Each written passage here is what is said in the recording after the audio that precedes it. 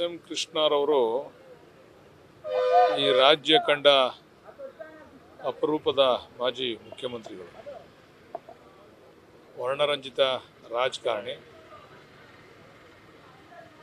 ಅಜಾತ ಶತ್ರು, ಯಾರನ್ನೂ ಕೂಡ ದ್ವೇಷ ಮಾಡದಂಥವ್ರಲ್ಲ. ಅವ್ರ ರಾಜಕೀಯ ಜೀವನದಲ್ಲಿ ಶತ್ರುಗಳು ಎಷ್ಟೇ ಟೀಕೆ ಮಾಡಿದ್ರು ಕೂಡ ಅವ್ರನ್ನ ಬರೀ ನಗುಮುಖದಿಂದಲೇ ಸ್ವಾಗತಿಸಿದ್ರು. ಆ ಟೀಕೆಗಳನ್ನು ಯಾವತ್ತೂ ಕೂಡ ವಿರೋಧಾಭಾಸವಾಗಿ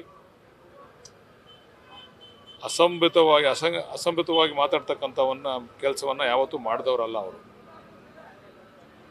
ಕೆಂಪೇಗೌಡ ಕಟ್ಟಂಥ ಬೆಂಗಳೂರಿಗೆ ಆಧುನಿಕ ಸ್ಪರ್ಶವನ್ನು ಕೊಟ್ಟಂಥ ನಾಯಕ. ಸಿಲಿಕಾನ್ ಸಿಟಿ ಅಂತೇಳಿ ನಾವು ಬೆಂಗಳೂರನ್ನು ಇವತ್ತೇನು ಕರೀತಾ ಇದ್ದೇವೆ, ಅದಕ್ಕೆ ಮೂಲ ಕಾರಣ ಎಸ್ ಎಂ ಕೃಷ್ಣರವರು. ರಾಜಕೀಯದ ಎಲ್ಲ ಮಜಲನ್ನುಗಳು ಕೂಡ ಅನುಭವಿಸಿದಂಥವ್ರು ಎಸ್ ಎಂ ಕೃಷ್ಣ ಅವರು. ರಾಜ್ಯಸಭಾ ಸದಸ್ಯರಾಗಿ, ಲೋಕಸಭಾ ಸದಸ್ಯರಾಗಿ, ವಿಧಾನ ಪರಿಷತ್ ಸದಸ್ಯರಾಗಿ, ವಿಧಾನಸಭೆ ಸದಸ್ಯರಾಗಿ ಎಲ್ಲ ರಾಜಕೀಯದ ಮಜಲುಗಳನ್ನು ಕೂಡ ಅನುಭವಿಸಿದವರು. ಕೇಂದ್ರದಲ್ಲಿ ಸಚಿವರಾಗಿ, ಗವರ್ನರ್, ರಾಜ್ಯಪಾಲರಾಗಿ, ಮಹಾರಾಷ್ಟ್ರದ ರಾಜ್ಯಪಾಲರಾಗಿ, ಬಹುಶಃ ಅತ್ಯಂತ ಅವರ ಸುದೀರ್ಘವಾದಂಥ ರಾಜಕಾರಣದಲ್ಲಿ ನಮ್ಮ ಕರ್ನಾಟಕ ರಾಜ್ಯಕ್ಕೆ ಅವರದೇ ಆದಂಥ ಒಂದು ದೊಡ್ಡ ಕೊಡುಗೆ ಇದೆ. ಉತ್ತರ ಕರ್ನಾಟಕದಲ್ಲಿ ನೀರಾವರಿ ವಿಚಾರದಲ್ಲಿ ನಿನ್ನೆ ವಿಧಾನಸಭೆಯಲ್ಲಿ ಚರ್ಚೆ ಮಾಡ್ತಕ್ಕಂಥ ಸಂದರ್ಭದಲ್ಲಿ ಎಚ್ ಕೆ ಪಾಟೀಲರು ಪ್ರಸ್ತಾಪ ಮಾಡಿದ್ರು. ಅವರ ಮುಖ್ಯಮಂತ್ರಿ ಅವಧಿಯಲ್ಲಿ ಸುಮಾರು 30% ಬಡ್ಜೆಟ್ ಹಣವನ್ನು ಉತ್ತರ ಕರ್ನಾಟಕದ ನೀರಾವರಿಗೆ ಖರ್ಚು ಮಾಡಿದಂಥವ್ರು. ಅವ್ರು ಎಂದೂ ಕೂಡ ನಾನು ಈ ಕೆಲಸ ಮಾಡಿದ್ದೀನಿ ಅಂತಕ್ಕಂಥ ಮಾತನ್ನು ಯಾರ ಹತ್ರನೂ ಹೇಳ್ಕೊಳ್ತಾ ಇರಲಿಲ್ಲ. ಇವತ್ತಿನ ರಾಜಕಾರಣಿಗಳು ನಾವು ಸ್ವಲ್ಪ ಆದರೂ ಕೂಡ ಹೇಳ್ತಕ್ಕಂಥದ್ದು ಜಾಸ್ತಿ. ಆದರೆ ಅವ್ರು ಎಂದೂ ಕೂಡ ನಾನು ಇಂಥ ಕೆಲಸ ಮಾಡಿದ್ದೀನಿ ರಾಜ್ಯಕ್ಕೆ ಅಂತ ಹೇಳ್ತಕ್ಕಂಥವ್ರಲ್ಲ. ಅವರು ಕೆಲಸಗಳು ಅವ್ರನ್ನ ಗುರುತಿಸಿದಂಥದ್ದು. ಬಹುಶಃ ಅವರ ಅಳಿಯ ಸಿದ್ಧಾರ್ಥ ಅವರ ನಿಧನರಾದ ನಂತರ ಸ್ವಲ್ಪ ಅವರು ಮಾನಸಿಕವಾಗಿ ನೊಂದರು. ತದನಂತರ ಅವರ ಆರೋಗ್ಯದಲ್ಲಿ ಏರುಪೇರಾಯಿತು. 1 ವರ್ಷದಿಂದನೇ ಅವರು ಆಸ್ಪತ್ರೆ ಸೇರಿರ್ತಕ್ಕಂಥದ್ದನ್ನು ಕೂಡ ನಾವು ನೋಡ್ತಾ ಇದ್ದೇವೆ. ಬಟ್ ಅವರು ದೀರ್ಘವಾದಂಥ ರಾಜಕೀಯ ಜೀವನ ಮತ್ತು ಅವರ ಆಯುಸ್ಸು ಕೂಡ 92 ವರ್ಷ. ಅವರ ಆಯುಸ್ಸು ಕೂಡ ಒಳ್ಳೆ ಉತ್ತಮವಾದಂಥ ಆಯುಸ್ಸನ್ನು ಕೂಡ ಭಗವಂತ ಅವರಿಗೆ ಕೊಟ್ಟಿರ್ತಕ್ಕಂಥದ್ದು. ಬಹುಶಃ ಈಗ ಅವರು ಅಸ್ತಂಗತರಾಗಿದ್ದಾರೆ. ಅವರ ಆತ್ಮಕ್ಕೆ ಶಾಂತಿಯನ್ನು ಕೋರೋಣ. ವಿಶೇಷವಾಗಿ ಈ ಭಾಗದಲ್ಲಿ ಅವರ ಜನಪ್ರಿಯತೆ, ದಕ್ಷಿಣ ಕರ್ನಾಟಕ ಭಾಗದಲ್ಲಿ ಜನಪ್ರಿಯತೆ, ಅದರಲ್ಲೂ ನಮ್ಮ ಜನಾಂಗದ ಪ್ರಮುಖ ನಾಯಕರು, ಒಕ್ಕಲಿಗ ಜನಾಂಗದ ಪ್ರಮುಖ ನಾಯಕರು.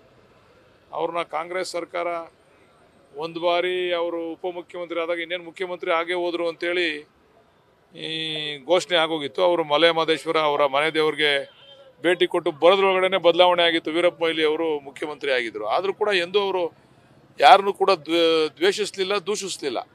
ಹೈಕಮಾಂಡನ್ನು ಕೂಡ ದೂಷಿಸಲಿಲ್ಲ. ನಂತರ ಅವ್ರಿಗೆ ನಮ್ಮ ಹೈಕಮಾಂಡು ಒಂದು ಒಳ್ಳೆಯ ಅವಕಾಶವನ್ನು ಮಾಡಿಕೊಡ್ತು. ಆದರೆ ಅವರ ಮುಖ್ಯಮಂತ್ರಿ ಆದಂಥ ಸಂದರ್ಭದಲ್ಲಿ ಅವರು ಅನುಭವಿಸಿದಂಥ ನೋವು ಬಹುಶಃ ಯಾವುದೇ ಮುಖ್ಯಮಂತ್ರಿ ರಾಜ್ಯದಲ್ಲಿ ಅನುಭವಿಸಿಲ್ಲ. ಯಾಕಂದರೆ ಆ ಸಂದರ್ಭದಲ್ಲಿ ಬರದ ಛಾಯೆ ಆವರಿಸ್ತು. ಕರ್ನಾಟಕ ಮತ್ತು ತಮಿಳುನಾಡಿನ ಮಧ್ಯೆ ನೀರಿನ ಬಿಕ್ಕಟ್ಟು ಜಾಸ್ತಿ ಆಯಿತು. ರಾಜ್ಕುಮಾರ್ ಅವರ ಅಪಹರಣ ಆಯಿತು.